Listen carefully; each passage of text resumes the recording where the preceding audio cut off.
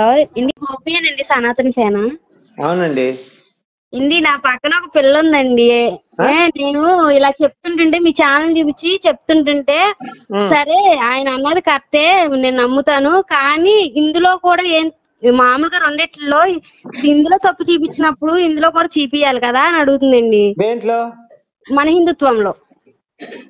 నాకు తెలియదు, మరి నాకు తెలియదు. మరి మీకు తెలిస్తే చెప్పమని చెప్పండి, నేను కూడా తెలుసుకుంటాను కదా. మనకు తెలియదు అదే అంటే ఇప్పుడు నిజమైన దేవుడు కాదని బాగానే చెప్తున్నారు, బాగానే ఉంది అది. మరి ఇందులో నిజమైన దేవుడు ఎవరో విత్ ప్రూఫ్స్ తో సహా చూపియాలిగా మనకే అని అంటున్నారు. భలే అడిగిందమ్మా. ఎవరు ఆ తల్లి? ఎవరు అడిగిన తల్లి? చిన్న పిల్లలేండి, చదువుకుంటున్న కాలేజీ పిల్ల. ఇప్పుడు దేవుడు ఎవరంటే వాళ్ళు క్రిస్టియన్స్ అండి. అమ్మా ఒక్క నిమిషం. దేవుడు ఎవరంటే మనం అటు ఇటు పరిగెత్తాల్సిన పని లేదమ్మా. ఆ గుడికో ఈ గుడికో పక్క ఇంటి పరిగెత్తాల్సిన పని లేదు. ఇంట్లో వాళ్ళ అమ్మ నాన్న ఎదురుగా కూర్చోబెట్టి వీళ్ళేరా నీ దేవుళ్ళు అని చెప్పండి చాలు. అదే నేను అదేనన్నాను, ఆయన ఫోన్ చేసిన ఆ మాటే అంటారు. వాళ్ళని పూజించమనండి. ఫాలో అవుతున్నా నేను. వాళ్ళని పూజించాం అనుకో అమ్మా, మనం స్వర్గానికి వెళ్ళిపోతాం. మన గ్రంథం చెప్పింది అది. అవునండి. ఇప్పుడు పుండరీకుడు అనే ఆయన తల్లిదండ్రులను సేవించి మోక్షానికి వెళ్ళిపోయాడు పుండరీకుడు. అట్లా మా తల్లిదండ్రులు చెప్పినట్టు వినాలి. అంటే వాళ్ళు మంచి మార్గం చెప్తే, వాళ్ళు దొంగతనం చేయమంటే చేయకూడదు. అర్థమైందమ్మా? ఇప్పుడు భక్త ప్రహ్లాదుడు ఉన్నాడు, హిరణ్యకశిపుడు నన్నే పూజించు కృష్ణుని పూజించదు అన్నాడు. కానీ అక్కడ తండ్రి మాట చెప్పినట్టు వినాలని చెప్పి ఆయన రాక్షసుని పూజించలేదు కదా. మంచి చెప్పిన తల్లిదండ్రులను పూజించాలి, చెడు చెప్పిన తల్లిదండ్రులను విసర్జించాలి మనం. అవును. ఇదే ధర్మం అంటే ఇదేనమ్మా. ధర్మం అనేది చాలా సున్నితంగా ఉంటది పాయింట్. అదే అండి. చెప్పమ్మా, మీ తల్లిదండ్రులు నీకు దేవుడు వేరే దేవుడు అవసరం లేదు. నేను చెప్పాను అన్నయ్య గారు, ఆల్రెడీ చెప్పాను. కాకపోతే తినేంటంటే వాళ్ళు మొత్తం క్రిస్టియన్స్, వాళ్ళ మమ్మీ డాడీ మొత్తం. తినేంటంటే అటు ఇటుగా ఉంటది. అంటే ఎవరినైనా నమ్మ నేను విత్ ప్రూఫ్స్ తో సహా మనకు ధర్మం చూపిస్తే అటు కానీ ఇటు కానీ నేను నమ్ముతా. మామూలుగా నేను లేకపోతే ఎవరినైనా నమ్మ. ఈయన ఇన్ని చెప్తున్నారు కదా, నిజమే. ఈయన చెప్పింది సహం ఏంటి, సహం కరెక్ట్ ఉంది, సహం రాంగ్ ఉంది. దాంట్లో తప్పు చూపించినప్పుడు దీంట్లోనూ తప్పు ఉంటాయి, అవి చూపించట్లేదు. ఇందులో మంచి ఉన్నప్పుడు ఇందులో మంచి ఉంటది, అవి చూపించలేదు అయ్యి అని అంటుంది. 100% యేసుప్రభు తప్పు, అసలు ఆయన దేవుడు కాదు, తెచ్చుకూడదు, ఆయన తప్పు అని అంటున్నారు కదా. అదే 100% దేవుడు తప్పు అన్నప్పుడు ఈ సృష్టిని అంతా ఒకరు సృష్టించారు, ఒకరు సృష్టించకుండా ఈ సృష్టి అలా ఏర్పడిపోద్ది. అది తప్పు కదా. అన్ని గ్రహాలు, నవగ్రహాలు ఉన్నాయి, నవగ్రహాల్లోనూ మనుషులు పుట్టకుండా భూమి మీదే మనుషులు పుట్టారంటే ఎవరో ఒక సృష్టి. నీకెవరు చెప్పారమ్మా భూమి మీద మాత్రం మనుషులు ఉన్నారు? నీకెవరు చెప్పారు?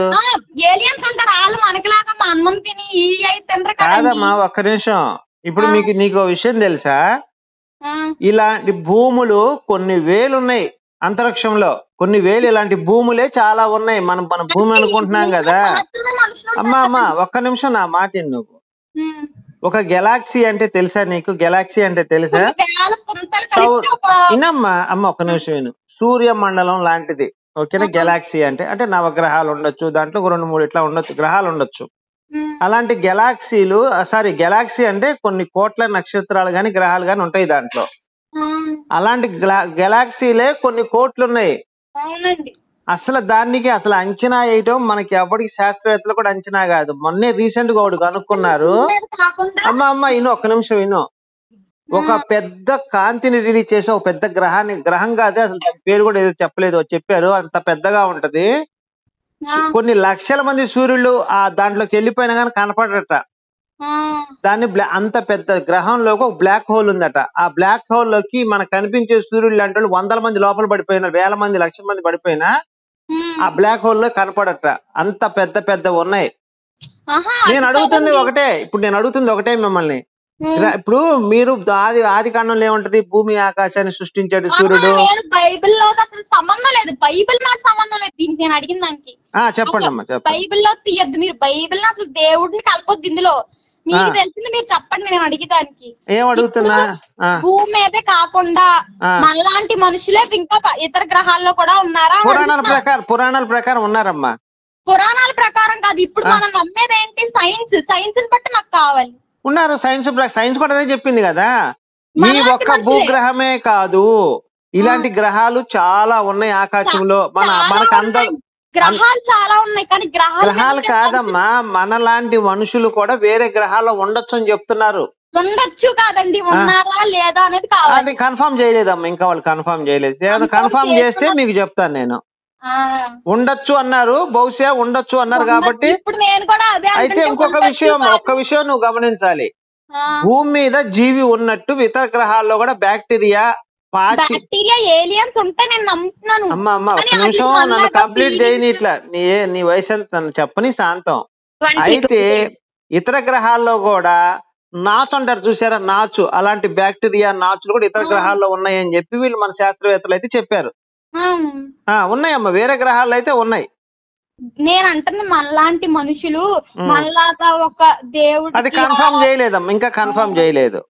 అప్పుడు పురాణాల ప్రకారం అయితే 14 లోకాలు ఉన్నాయి. ఉన్నాయి, అవన్నీ ఉంటాయండి. ఇప్పుడు దేవుడు బైబిల్ ప్రకారం 7 ఆకాశాలు ఉన్నాయి అన్నట్టే పురాణాల ప్రకారం ఉంటాయి. అవన్నీ చాలా ఉంటాయి, అన్ని మ్యాటర్ కాదు మనకి. నేను అడిగింది ఏంటంటే, మీరు 100% యేసుక్రీస్తుని భారతదేశంలో ఆరాధించడం అనేది తప్పు అంటున్నారు కదా. అవునమ్మా, ఖచ్చితంగా తప్పు. సరేనండి, ఒక్క నిమిషం ఆగండి. అదే నేనన్న మాట కాదమ్మా, అమ్మా నేనన్న మాట కాదు, యేసు చెప్పిన మాటే. యేసు ఎక్కడా కూడా నన్ను పూజించు, నాకు దండం పెట్టు, నా కొబ్బరికాయ కొట్టరు. ఆయన ఏం చెప్పాడు? అంతా చేసిన సువార్త అంతా ఏంటి? ఒరే బాబు, యూదులంతా కూడా ఏం చేసేవాళ్ళు అంటే ఆ పాత నిబంధన పట్టుకొని దాన్ని ఊగులాడుతూ వీళ్ళు పాపాలు చేసేవాళ్ళు. ఆ పాపాలన్నీ మానేసేయంట్రా మీరు అంటే. ఒక ఉదాహరణ చెప్తా. ఒక ఆడపిల్ల ఒక మగపిల్ల కొడితే పెళ్లి అయితే ఫస్ట్ నైట్ రక్తం రాకపోతే ఆ ఆడపిల్లని రాళ్లతో కొట్టి చంపేయమని చెప్పాడు యెహోవా దేవుడు. నెక్స్ట్ 10 దినాల్లో, ఇనమ్మా ఒక నిమిషం, 10 దినాల్లో వారానికి 7 రోజులే పని చేయాలి, 6 రోజులే పని చేయాలి, 7 రోజులు రెస్ట్ తీసుకోవాలని చెప్పాడు యెహోవా దేవుడు. ఇలాంటి వాటన్నిటి కూడా యేసు ఖండించాడు. యూదులు పెట్టుకున్న రూల్స్ అన్నిటి విరుద్ధంగా చేశాడు ఈయన. చేశాడు కాబట్టి ఈయన కొట్టి చంపేశారు వాళ్ళు. అందుకే శిలువ మీద రాస్తారు, నేను యూదులకు ఎందుకు చంపామయ్యా అని. అక్కడ ఎందుకు రాస్తారంటే యూదులకు రాజు అని చెప్పుకున్నందుకు ఆయన కొట్టి చంపేస్తారు. బైబిల్లోనే ఉంటది, అది నేను చెప్పిన సొంత వచనం కాదు. ఆయన్ని తప్పు చేశాడు కాబట్టి కొట్టి చంపేశారు గాని తప్పు చేయకుండా ఎందుకు చంపుతారమ్మా? అమ్మా ఒక్క నిమిషం, మన కోసం రక్తం గార్చాడంటే ఆయన పేక కోసుకోవాలి, కోసుకొని ఇదిగో నా కోసం రక్తం గార్చాడని చెప్పి చెప్పాలి. ఆయన తప్పు చేస్తే ఆయన యూదులకు రాజు అని చెప్పుకుంటే వాళ్ళు వచ్చి ఆయన చిత్త కొట్టి ఆ ప్రాణాలు తీశారు. మన కోసం రక్తం గార్చినట్టు ఎట్టయిద్ది ఆయన? మరి బైబిల్లోనే ఉంటుంది కదండి ఈ మాట కూడా, ఏమని నశించిపోతున్న ఆత్మలను వెతికి రక్షించటం కూడా. నేను అదే చెప్తున్నా, యూదులందరూ కూడా తప్పుదారిలో నడుస్తుంటే వాళ్ళని సరి. ఆయన ఏం చెప్పాడు? నేను ఇజ్రాయెల్ తప్పిపోయిన గొర్రెల దగ్గరకు వచ్చాను తప్ప నేను మిగతా ఎవరి దగ్గర రాలేదు కూడా ఏ స్టేట్మెంట్ ఇచ్చాడు ఒక చోట. వాళ్ళందరూ ఏం చేస్తున్నారు? యూదులందరూ కూడా ఆ పాత నిబంధనలో ఉన్న ఆచారాలను పాటిస్తున్నారు. అవన్నీ తప్పు, ఇటు పాటించొద్దు, మీరు సవ్యమైన మార్గంలో నడవండి. ఇప్పుడు యెహోవా చెప్పింది కంటికి కన్ను, పన్నుకు పన్ను సిద్ధాంతం చెప్పాడు. అంటే నీ కన్ను ఎవడని తీసేస్తే నువ్వు వెళ్ళి వాడు కన్ను తీసేయమని చెప్పాడు, నీ చేయి తీస్తే నీ చేయి తీయమని చెప్పాడు. కానీ యేసు ఏం చెప్పాడు ఇక్కడ? దానికి విరుద్ధంగా చెప్పాడు. ఏమని? ఒరే బాబు, ఒక చెంప కొడితే ఇంకో చెంప చూపించు, ఒక కాలు తీస్తే ఒక కాలు, నువ్వు నీ పై గుడ్డ అడిగితే కింద గుడ్డ తీసి ఇచ్చేయి, 1 కిలోమీటర్ అంటే 2 కిలోమీటర్లు వెళ్ళని చెప్పి యేసు చెప్తున్నాడు బోధ. అంటే వాళ్ళు క్రూరంగా ఉన్న వాళ్ళని శాంతియుతంగా మార్చడానికి ఈయన ట్రై చేశాడు. అందుకు వాళ్ళ కోపం వచ్చి కొట్టి చంపేశారు ఈయన్ని. ఇప్పుడు నేను క్రైస్తవ మతాన్ని ఇదేంటి సపోర్ట్ చేయడం మాట్లాడట్లేదు, మీకు అర్థమై. నేను ఒకటే అడిగాను ఏంటంటే, అది మీరు 100% తప్పు అన్నారు, సరే నేను ఒప్పుకుంటా.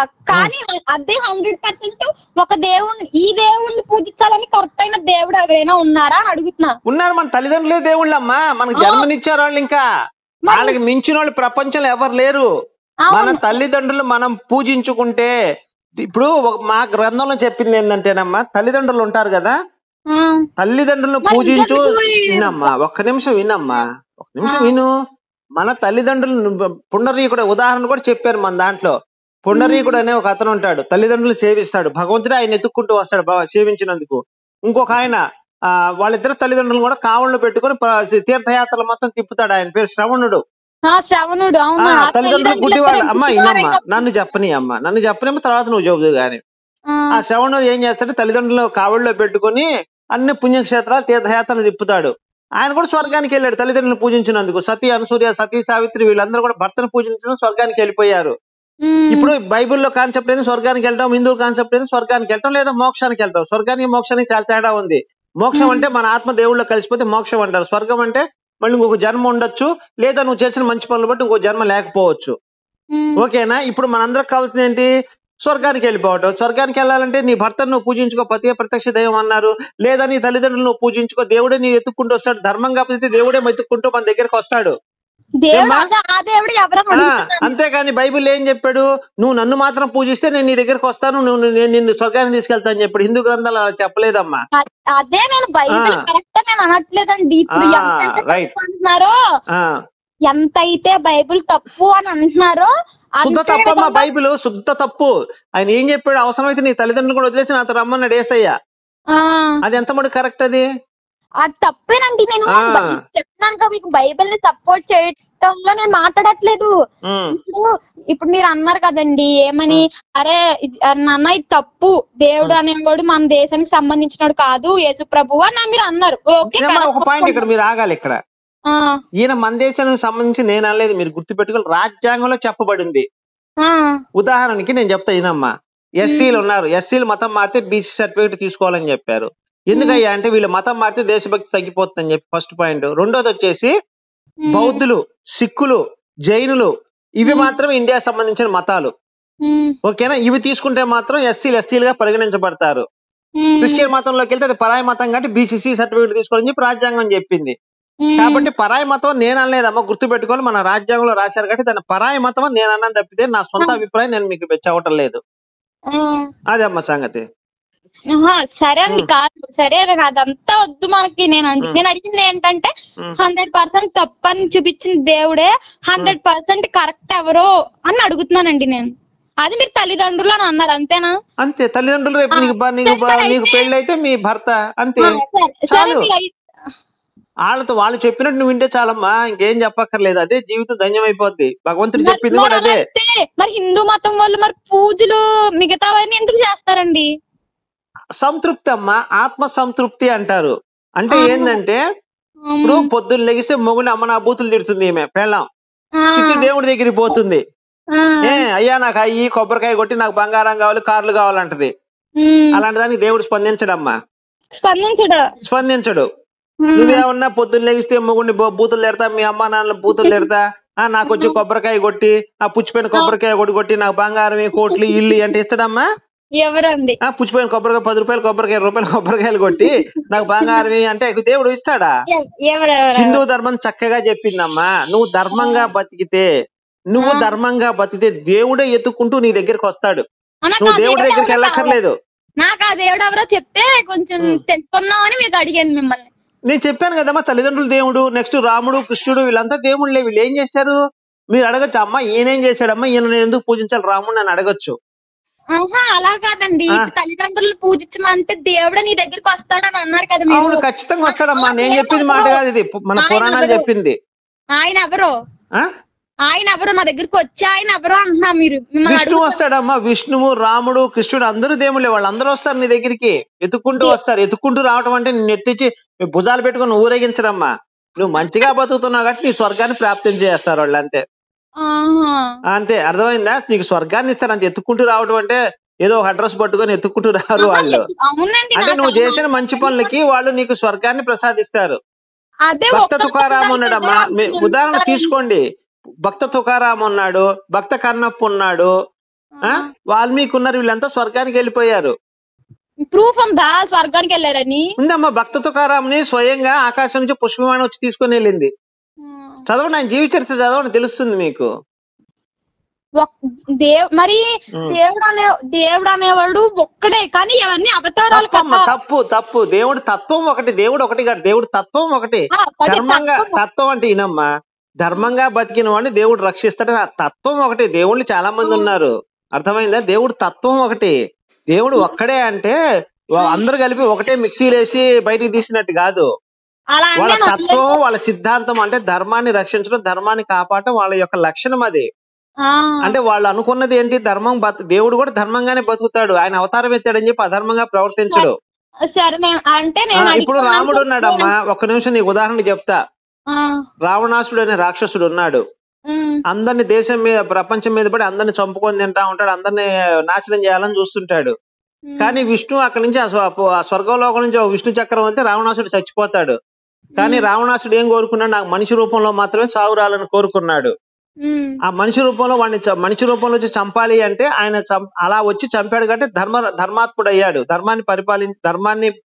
ధర్మంగా పరిపాలించాడు కాబట్టి, ధర్మంగా ఉన్నాడు కాబట్టి ఈ రోజు రాముని మనం ఇష్టపడుతున్నాం. అదే విష్ణు లోకం నుంచి సుదర్శన చక్రవర్తి రావణాసుని చంపేసాడు, ఆయన అధర్మంగా ప్రవర్తించినట్టు కదా. ఆయన అంత కష్టపడి తపస్సు చేసింది దేనికి? మనుషుల చేతిలో నాకు చావు రావాలని కోరుకున్నాడు. అందుకే దేవుడే స్వయంగా వచ్చి మానవ అవతారాలు వచ్చి రావణాసుని సంహరించాడు. ధర్మంగా సంహరించాడు కాబట్టి, ధర్మాన్ని రక్షిస్తున్నాడు కాబట్టి మనం దేవుడు అన్నాం. ఓహో, అయితే విష్ణువే శ్రీరాముని రూపంలో వచ్చారని అంటారు మీరు? అవునమ్మా, ఖచ్చితంగా మన గ్రంథంలో రామాయణంలో కూడా అదే రాసింది. నా సొంతది కాదు ఇవన్నీ. వచ్చింది విష్ణువు ఏం చెప్తాడంటే, నేను దశరథ మహారాజు కడుపున పుడతాను అమ్మ ఇనమ్మా, నేను దశరథ మహారాజు కడుపున పుడతాను అని చెప్పి విష్ణువే స్వయంగా చెప్తాడు. రామాయణంలో ఉంటుంది మనకి. అన్ని గ్రంథం ప్రకారం మనం చదువుకోవాలమ్మా, గ్రంథం ప్రకారం మనం నమ్మాలి. అదే అమ్మా. నువ్వు క్రిస్టియనా హిందువా ఇంతకీ? నేను క్రిస్టియన్ అని నేను చెప్పను, హిందూ అని నేను చెప్పను. ఎందుకంటే చర్చికి వెళ్ళారా ఎప్పుడైనా? వెళ్తాం. అక్కడ చెప్పలేదు విగ్రహారాధన తప్పు, రాళ్ళు రప్పులు పూజిస్తే సైతాన్ని ఎప్పుడు మీకు చెప్పలేదు ఒక్కొక్కసారి కూడా? నేను చెప్పినా, నేను విన్నా. చెప్పారా లేదు? చెప్పమ్మా చాలే, నాకు చెప్పారు. మరి మా గుళ్ళలో ఎప్పుడైనా, మా గుడికి ఎప్పుడైనా వెళ్ళావు? హిందూ గుళ్ళకి ఎప్పుడైనా వెళ్ళావా? వెళ్ళలేదు. ఈసారి వెళ్ళినప్పుడు చెప్పి అక్కడ పూజారిని అడుగు, యేసుని నమ్మొద్దు, నువ్వు యెహోవాని నమ్మొద్దు, అల్లాని నమ్మొద్దు అని ఏ గుడిలో కూడా చెప్పరు. ఈయన చెప్పడం తప్పే. మరి చెప్పడం తప్పు. అనట్లేదని చెప్పాను మీకు ముందే. కాదమ్మా, అప్పుడు మీరు ఖండించండి. ఒరే బాబు, నీ వాక్యం నువ్వు చెప్పుకోకుండా వాళ్ళ దేవుళ్ళ గురించి నీకెందుకు అని చెప్పి మనందరం ప్రశ్నించాలి. అవునండి, అది ఇప్పుడు ఇప్పుడున్న పాస్టర్లు అందరూ కూడా అమ్మా నరకానికి వెళ్తారు, దరిద్రులు. ఎందుకంటే పొద్దున్న లేచి హిందూ దేవుళ్ళు తిట్టండి, పొట్టగడవదేడు పాస్టర్లకి. తప్పు కదమ్మా. హిందూ దేవుడి గురించి, నీ దేవుడి గురించి నువ్వు చెప్పుకో. అప్పుడు అందుకని మా బొట్టలు ఎందుకు తయారా? మేము ఇప్పుడు యేసు దేవుడు కదా ఎందుకు చెప్తున్నా? మాకేం పని? వీళ్ళు ఇట్లా చేయబట్టే మేమందరం వచ్చి ప్రశ్నిస్తున్నాం. ఇప్పుడు మా బైబిల్ అన్ని తీస్తే అన్ని బొక్కలేదు, దాని నిండా బూతులు చండాలం అన్ని ఉన్నాయి. ఉన్నాయండి బాబు, నేను లేవు. ఇది కరెక్ట్ 100%, అది కరెక్ట్ అని అనట్లేదు. నేను అడిగింది ఏంటంటే ఈవిడ్ని, ఆయన 100% తప్పు అని చూపిస్తున్నప్పుడు దేవుడు అనేవాడు ఒకడు ఉండాలి కదా. ఆయన నువ్వు రాముడిని ఆదర్శంగా తీసుకోమ్మా. చక్కగా రాముడు కుటుంబ వ్యవస్థ. ఇప్పుడు మీ ఇంట్లో మీ అమ్మగారు మీ నాన్నగారు నువ్వు కలిసి ఉన్నారు, ముగ్గురు, అవునా? ఎట్లా కలిసి ఉన్నారు అసలు? మనం ఎందుకు ఇప్పుడు చక్కగా ఇప్పుడు వేరే దేశాలకు వెళ్తే, అమెరికా వెళ్ళాము అనుకోమ్మా, అక్కడ అమ్మాయి ఒక 40 ఏళ్ల తండ్రి ఉంటే 20 ఏళ్ల అమ్మాయి అంటే వాళ్ళ నాన్న ముందే అమ్మాయి కడ్రాయిలు ప్రాయేసుకొని తిరుగుతా ఉంటది. బీచ్లు చూసావు కదా నువ్వు? బీచ్లు చూసే ఉంటావు యూట్యూబ్ లో. బీచ్లు వాళ్ళందరూ కడ్రాయిలు ప్రాయేసుకొని తిరుగుతుంటారు, వాళ్ళకి సిగ్గుచారం ఉండదు. మన ఇండియాలో ఎందుకు తిరగరు చెప్పమ్మా నువ్వు? మన ఇండియా అనేది సంస్కృతి సాంప్రదాయానికి నిలయం. అదే ఎక్కడి నుంచి వచ్చింది? ఆ సంస్కృతి సాంప్రదాయం ఎక్కడి నుంచి వచ్చింది? ఎవరి దగ్గర నుంచి వచ్చింది? అది అవి నాకు తెలిసినంత మట్టుకు కాదమ్మా, నీకు తెలిసినంత మటుకు కాదు, నేను చెప్తాను. మన పురాణాల్లో నుంచి మన పురాణాలు చదివి మన తల్లిదండ్రులు మనకు చెప్తే మనం ఈ రోజు నేర్చుకుని అవి మనం పాటిస్తున్నాం. స్త్రీ ఒంటి నిండా బట్ట కట్టుకోవాలని చెప్పి రాసి ఉంది. మరి ఈ మధ్య కాలంలో ఇప్పుడు కూడా ఈ సినిమాలు ఇవి ఇందులో ఇప్పుడు అది వ్యాపారం అమ్మా, అది వ్యాపారం. ఇప్పుడు ఎట్లా ఉన్న వ్యాపారం అమ్మా? ఇప్పుడు కాదమ్మా, ఇప్పుడు నూనెలో కల్తీ కలపడం తప్పు, అయినా వాడు కల్తీ కలిపి అమ్ముతున్నాడు, వాడు చెడిపోయాడు, మనం ఏం చేస్తాం దానికి? అవును, అట్లా చెడిపోయిన మనం బాగు చేయలేమమ్మా. బట్టలు ఇప్పుకొని తిరుగుతుందంటే దాని కర్మ అది. వాళ్ళ ఇంట్లో వాళ్ళ అమ్మ వాళ్ళ నాన్న దాన్ని వదిలేశారు, ఆ పాపిష్టం ఉండదు, అందుకే అది బట్టలు ఇప్పుకొని తిరుగుతుంది. మనం తిరగంగా, ఇప్పుడు మీరు తిరగరుగా, మీరు చక్కగా చీర కట్టుకొని పంజాబ్ డ్రెస్ వేసుకొని తిరుగుతున్నారుగా. దానికి కారణం ఏంటి? మన హిందూ సాంప్రదాయమే, భారతదేశ సాంప్రదాయమే. అదే మీరు అమెరికాలో పుట్టుంటే అక్కడలాగా తిరిగేవాళ్ళు మీరు. అందుకే మరి మీ అదృష్టం అది. అక్కడికి పోతే ముడ్డితో లెటర్ పోతే టిష్యూ పేపర్ తో ముడ్డి తుడుచుకో. మనకు ఆ కర్మ పట్టలేదు ఇక్కడ ఇండియాలో. అందరు తుడుచుకుంటారు. మా ఆస్ట్రేలియా పో, అమెరికా పో, క్రైస్తవ దేశాలన్నింటిలో అదే పని పాపం. వాళ్ళు స్నానం కూడా చేయరు, వారానికో 2 రోజులకో ఒకసారి స్నానం చేస్తుంటారు, వారానికో 10 రోజులకో స్నానం చేస్తారు అక్కడ క్రిస్టియన్ దేశాల్లో. ఎందుకు మనకు ఆ కర్మ ఎందుకు? చక్కగా ఇప్పుడు అక్కడైతే అమెరికాలో అయితే కన్న కూతురుతో కూడా వాడు పడుకుంటాడు, సెక్స్ చేస్తాడు. అమెరికా లాంటి క్రైస్తవ దేశాల్లో వాళ్ళకి తెలియదు పాపం, వాయు వరుసలు తెలియదు, ప్రేమానుబంధాలు తెలియదు, కుటుంబ వ్యవస్థ ఏందో తెలియదు. మన భారతదేశాన్ని అందరూ ఇష్టపడతారు, ఎందుకంటే మన కుటుంబ వ్యవస్థ చాలా బలంగా ఉంటుంది. ఇప్పుడు మీ నాన్న దగ్గరికి వచ్చేవాడైనా మీ అమ్మాయిని చంపేస్తావు 10 లక్షలు ఇస్తారంటే మీ నాన్న ఇస్తాడు పాపం, ఉన్నా లేకపోయినా. అమెరికాలో ఏమంటారు? చంపుకుంటే చంపుకో, నాకు ఇంకో పెళ్ళం ఇంకొక ఉంచుకున్నది దానికి పుడతాడు పిల్లలు అని చెప్తాడు ఆడు అక్కడ. మన భారతదేశంలో డబ్బుకు విలువ తక్కువ. ఇప్పుడంటే పరిస్థితులు మారిపోయినాయి గానీ మొదల దగ్గర నుంచి కూడా మనకి ప్రేమానుబంధాలు ఎక్కువ భారతదేశంలో. అవును కదమ్మా. ఇప్పుడు మీ అమ్మగారు మీ నాన్నగారు నిన్ను ఎంత ప్రేమిస్తారు? ఇప్పుడు కాదమ్మా, మీ నాన్నగారు ఒక 1000 రూపాయల డ్రెస్ అడిగితే కొనిస్తాడా కొనివ్వడా? ఎంత? నీ వయసు ఎంత? 20. అమెరికాలో అయితే ఏమంటారు తెలుసా, నువ్వు పోయి పని చేసుకొని జాబే, డబ్బులు తెచ్చుకో అంటారు అక్కడ అమ్మా నాన్న. అప్పటికే వాళ్ళ అమ్మకి ఒక 2 నాన్నలు ఉంటారు, 2 మొగుళ్ళు ఉంటారు, ఈడికేమన్నా 2 పెళ్ళాలు ఉంటారు. అక్కడ 15 సంవత్సరాలు వస్తేనమ్మా ఎవడు బతుకు ఆడే బతకాలి, తల్లిదండ్రులు పోషించరు అక్కడ. ఆ సంగతి తెలుసా పోనీ నీకు? కాబట్టి అమ్మా, మన భారతదేశంలో పుట్టినందుకు మనం గర్వపడాలి, దాన్ని ఎంతో అదృష్టంగా భావించాలి.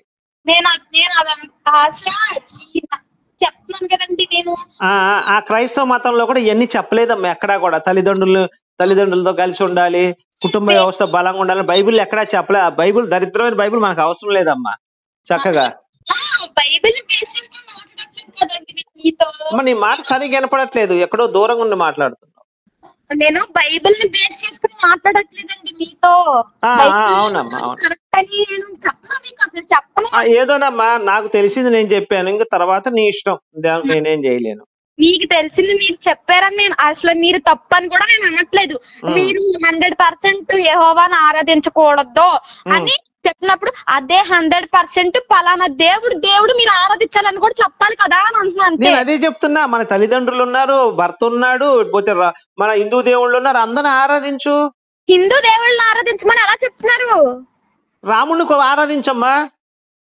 రాముడిని ఆరాధించు. ఇప్పుడు కాదమ్మా, నువ్వు సరే ఒక మాట అనుకుందాం ఇక్కడ, నువ్వు యేసుని ఆదర్శంగా తీసుకుని నువ్వేం చేస్తావు చెప్పు?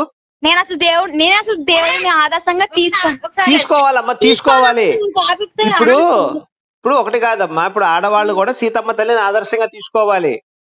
ఉదాహరణకి ఎగ్జాంపుల్ చెప్తా, ఇనమ్మా ఒకసారి ఎగ్జాంపుల్ చెప్తా, నీవు చిన్న పిల్లవి, తెలియకపోతే తెలుసుకో, ఓకేనా? నువ్వు అంటావు సీతమ్మ తల్లిని ఆదర్శంగా ఎందుకు తీసుకోవాలంటావు, ఓకేనా? ఇప్పుడు రాముడు ఉన్నాడు, రాముడు రాజ్యం రాజు అవుతున్నప్పుడు సీతమ్మ తల్లి ఆనందపడింది, రాజు అవుతున్నాడు అని చెప్పి. దశరథుడు ఏమన్నాడు, నువ్వు రాజు కాదు, నువ్వు అడవిలోకి పో అన్నాడు. ఉండమ్మా, ఇనమ్మా, అది పెద్ద చరిత్ర అమ్మా, చెప్తా నేను. అంటే దాని అర్థం ఏంటి? భర్త దగ్గర డబ్బున్నా లేకపోయినా గానీ భర్తతో నువ్వు కలిసి ఉండాలి. పుట్టింటోళ్ళు కోటీశ్వరులైనా సరే నీ భర్తే నువ్వు దగ్గరగా ఉండాలి, భర్తతో మాత్రమే ఉండాలని చెప్పి సీతమ్మ తల్లిని ఆదర్శంగా తీసుకున్నాం మనం. ఏమ్మా? అందుకని వీళ్ళని ఆదర్శంగా తీసుకోవాలి. అర్థమైందమ్మా? ఇప్పుడు ఇంకా పోతే ఆయన ఎన్ని కష్టాలు పడ్డా ఆమె అడవిలో ఉండి గాని, అడవిలో ఉంటూ కుటీరంలో తింటూ ఆమె అలా బతికింది గాని, ఆయన ఆల్రెడీ రాజు, జనక మహారాజు అంటే ఆయన కూడా మహారాజు. భర్తను వదిలేసి అక్కడ జనక మహారాజు దగ్గరికి పోతే రోజు పరిచాలికులు 100 మంది ఉంటారు, 1000 మంది ఉంటారు, హాయిగా అన్ని తినొచ్చు ఆమె. అవన్నీ వదిలేసి అడవికి వెళ్ళి కందమూలాలు ఎందుకు తింది? ఇలాంటి వాళ్ళు ఆదర్శంగా. ఇప్పుడు మీ ఆయన మరి పొద్దున మంచి ఉద్యోగం ఉంటుంది, 1 లక్ష రూపాయలు నెలకు జీతం, కొన్నాళ్ళకి పాపం ఏదో ఉద్యోగం బాలేక ఏదో సస్పెండ్ డిస్మిస్ అయ్యాడు అనుకో, అప్పుడు నీ భర్తను వదిలేస్తావా నువ్వు? డబ్బులు లేవు అని చెప్పి. ఇక్కడ అదే సీతమ్మ తల్లి అదే చెప్పింది, మనం ఆదర్శంగా తీసుకుని ఆదర్శంగా తీసుకోవాలి. ఇలాంటి మాటలు చెప్తే మీరు వాటితో పాటు ఇలాంటి మాటలు కూడా చెప్పాలి, అంతేగాని పూర్తిగా. అందుకేనమ్మా, ఇప్పుడు మందరాన్ని ఒక ఉంటది, కైకేయికి చెడు మాటలు చెప్పుద్ది అనమాట. అవును. ఏమని చెప్పుద్ది? నీ కొడుకు రాజు అవ్వాలి కానీ రాముడు ఎట్లా రాజు అవుతాడని చెప్పి పుల్ల పెట్టుద్ది అక్కడ. దాని అర్థమేంటి? చెప్పుడు మాటలు వినొద్దని చెప్పి చెప్పింది రామాయణం మనకి. నేను ఇది అదే 10th క్లాస్ లో ఇలా తెలుసుకోవాలని చెప్పి రామాయణం 7 ఖండాలుగా పెట్టారు కదా, 10th లో మాకు పెట్టారు. చదివితే రాదమ్మా, చదువుకొని అర్థం చేసుకుని దాంట్లో మంచి తీసుకోవాలి. ఇప్పుడు మంచి చెడు ఉంటాయి ప్రతి గ్రంథంలో, నువ్వు అన్నావు ఇందాక, మంచి చెడు ఉంటాయి. మంచి చెడు నుంచి మంచి నేర్చుకోవాలి మనం, అదే గొప్ప. మరి బైబిల్లో కూడా మంచి చెడు ఉంటది కదా. అదే ఇక్కడ చాలా పొరపాటు పడ్డావు నువ్వు. పడిన పొరపాటు చెప్పమంటావు ఏందో. మంచి చెడు అనగానే టపక్కన అబ్బో చెడు బైబిల్లో అది ఉంది, మంచి ఉందంటావు. అది కాదు మంచి చెడు అంటే, దాని పక్కన పెట్టావు నువ్వు. మంచి చెడు 2 పక్కన పెట్టావు. ఆ చెడు కూడా మంచి అని రావాలి అంటే నేను చెప్తా. నేను రావణాసురుడు సీతమ్మ తల్లిని ఎత్తుకుపోయాడు, అవునా? అది చెడా? చెడే కదా. రాముడు వెళ్ళి రావణాసురుడిని చంపేశాడు. అంటే దాని అర్థం ఏంటి? అటు చెడు పని జరిగినా సరే దాని నుంచి మనం ఏం నేర్చుకున్నాం? ఇప్పుడు పరాయి భార్యని ఎత్తుకెళ్ళటం తప్పు అనేది నేర్చుకున్నామా లేదా? అంటే చెడు నుంచి మంచి నేర్చుకున్నాం ఇప్పుడు. చెడు అంటే ఉత్త చెడు అని కాదు, బైబిల్లో ఉంది.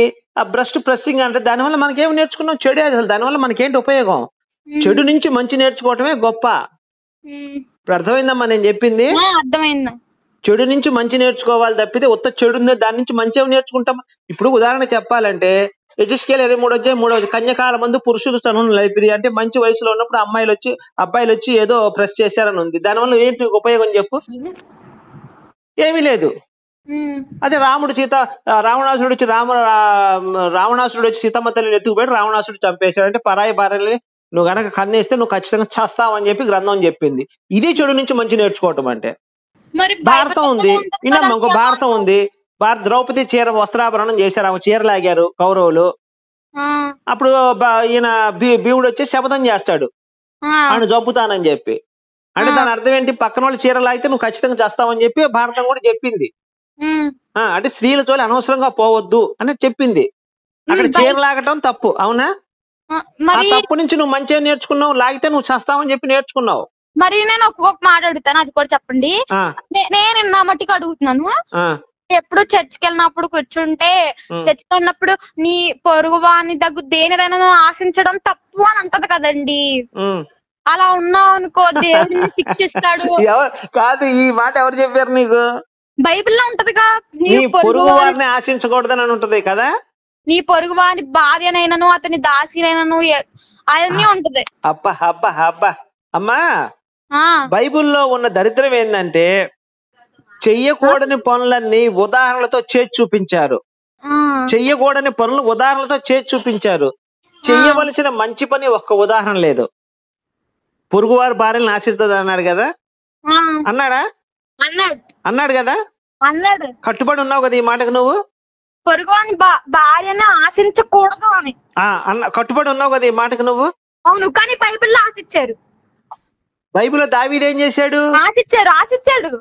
ఆశించాడు. ప్లస్ దావీదు కొడుకు అబ్షలోము అనేవాడు కూడా సొంత పినతల్లులతో 10 మందితో సెక్స్ చేశాడు. అవును, ఇది నేను ఒప్పుకుంటా. సేమ్ మరి కాదమ్మా, నువ్వే చేయొద్దని చెప్పి నువ్వే ఆ తప్పు చేస్తే ఇంక రాసి ఉపయోగం ఏముంది? ఏంటి? భగవంతుడే దాంట్లో దేవుడు ఏం చేశాడు? నువ్వు తప్పు చేయకూడదని రాశాడు, అవునా? అదే తప్పు నువ్వు చేస్తే ఇంక ఏంటి దానికి ఏంటి తేడా? నువ్వే చేయొద్దన్నా నువ్వే చేసావు. మీరు చెప్పిన పురాణాల్లో కూడా అది చేయడం తప్పు అని ఉన్నప్పుడు అది నమ్మిన వాళ్ళు కూడా చేస్తున్నారు కదా అని అంటున్నా నేను. అర్థం కాలేదు నాకు. మీరు ఇప్పుడు ద్రౌపది వస్త్రాభరణం ఇలా చేయడం, వేరే వాళ్ళ భార్యపై అలా ఆశించడం అనేది తప్పని పురాణాల్లో ఉంది కదండి. అది పూజారులు కూడా అందరికీ చెప్తారు కదా. అవునమ్మా, అవును. చెప్పినప్పుడు కానీ చేస్తారుగా హిందువులు అలా. అమ్మా ఒక్క నిమిషం, పోలీస్ స్టేషన్ పెట్టింది దేనికి? దొంగతనాలు జరగకుండా ఉండడానికి, దోపిడీలు జరగకుండా. పెట్టినంత మాత్రాన అవి ఆగట్లేదు కదా. అంటే చెడు చేసేవాడు ఎప్పుడు ఆగడు, వాడిని ఆపలేం మనం. వాడి కర్మల ఆడిప్పుడు చేశాడమ్మా, చీర లాగాడు, ఒక దాన్ని రేపు చేశాడు. పోలీసులు చంపకుండా ఉంటారా? జైల్లో వేయకుండా ఉంటారా? అదంతా కామన్. మరి ఇందులో కూడా అదే జరుగుతుంది. నేను అదే చెప్తున్నానమ్మా. దాని అర్థం ఏంటి? నువ్వు గనక తప్పు చేస్తే నీకు శిక్ష పడుద్ది ఖచ్చితంగా అని చెప్పి అక్కడ రామాయణం చెప్పింది, భారతం చెప్పింది. ఎందులో అయినా ఉంటదండి అది. ఎందులో అయినా ఉంటది. బైబిల్లో ఉందా? బైబిల్లో నువ్వు తప్పు చేస్తే శిక్ష విధించబడిన ఉంటది. మరి మాట తప్పకూడదు. నువ్వు చిన్న ప్రశ్న అడుగుతాను నిన్ను, మళ్ళీ మడవం తెప్పకూడదు. లోతు తన ఇద్దరు కూతుళ్లతో కడుపు చేసినందుకు లోతుకు గాని వాళ్ళ కూతుర్లకు గాని ఏం శిక్ష చేశాడు? ఏం శిక్ష చేశాడు? ఏం శిక్ష లేదు. మరి ఫస్ట్ పాయింట్. రెండోది వచ్చి యూదా తామర అంటే మామా కోడలు. మా తామర ఏం చేస్తాడు? రోడ్డు పక్కన ముసుగేసుకొని నిలబడుద్ది. ఏది ఎవరైనా వస్తే నేను వాళ్ళతో సెక్స్ చేయాలని చెప్పాడు. సొంత మామే వస్తాడు యూదా, వచ్చి ఆమె డబ్బులు ఇచ్చి ఆమె దగ్గరికి వెళ్ళి రోడ్డు పక్కన బండుకొని వస్తాడు, వ్యభిచారం చేస్తాడు. మరి ఆయనకి ఏం శిక్ష పడలేదే? శిక్ష పడలేదు. ఎందుకు పడలేదని నేను అడుగుతున్నాను మిమ్మల్ని. అదేనమ్మా, నేను అదే చెప్తున్నా. చెప్తానుగా, నేను బైబిల్ ని సపోర్ట్ చేయట్లేదని మీకు చెప్తున్నానుగా. నేను అదే చెప్తున్నా. ఆ రాసినంత మాత్రాన అక్కడ ఆ బైబిల్లో ఏం జరగలేదు. కానీ హిందూ గ్రంథాల్లో మాత్రం ఖచ్చితంగా నువ్వు తప్పు చేస్తే శిక్ష పడినట్టు హిందూ ప్రతి గ్రంథంలో రాశాడు. నువ్వు తప్పు చేస్తే శిక్ష నుంచి తప్పించుకోలేవని ప్రతి ప్రూఫ్ చేసి కథ అన్ని రాశారు. ఉన్నది ఉన్నట్టు రాశారు. తప్పు చేస్తే మంచి చేస్తే పుణ్యం, తప్పు చేస్తే పాపం అని రాశారు. బైబిల్లో పుణ్యం అనే మాట, పతివ్రత అనే మాట రెండు లేవు అమ్మా అసలు. మీరు గుర్తుపెట్టుకోవాలి. ఇప్పుడు రేపు మీకు పెళ్ళైతే మీరు పతివ్రత అని చెప్పుకుంటారా ధైర్యంగా? కాదు కాదు పెళ్ళైతే ఆహా పెళ్ళైతే మీరు పతివ్రత అని చెప్పుకుంటారు కదా ధైర్యంగా, చెప్తాను. చెప్తారు కదా.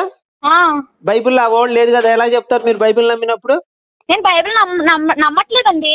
అదేనమ్మా, అదే కొంచెం తెలుసుకోమ్మా అమ్మ, మంచి చెడు కూడా కొంచెం తెలుసుకుంటా ఉండు. అసలు దేంట్లో మంచి ఉందని చదువుకొని తెలుసుకో నీకు. నేను అదే మీరు తప్పని చూపించిన దాంట్లోనే తప్పు అని కూడా చెప్తున్నారు కదా, అదే మంచి కూడా చెప్తారని నేను అడిగానండి. మంచి చాలా ఉందమ్మా, హిందూ గ్రంథాల నుంచి నేర్చుకోవాల్సిన మంచి చాలా ఉంది. తప్పులు చేసే శిక్ష ఉంటుంది, కానీ బైబిల్ ప్రకారం నువ్వు ఎన్ని తప్పులు చేసినా యేసయ్యని నమ్ముకుంటే శిక్ష ఉండదు. ఇప్పుడు వచ్చి నిన్ను చంపేసి మీ కుటుంబం మొత్తం చంపేసి యేసయ్యని నమ్ముకుంటే నేను స్వర్గానికి వెళ్ళిపోతా బైబిల్ ప్రకారం. నేనన్న మాట కాదు, ఇది బైబిల్ చెప్పిన మాట. కానీ హిందూ గ్రంథాల ప్రకారం అలాగా తప్పు చేస్తే శిక్ష పడాల్సిందే వాడికి, ఎవడైనా సరే. అదమ్మా. సరే సరే తల్లి, ఓకే అమ్మా, రైట్ మరి, రైట్.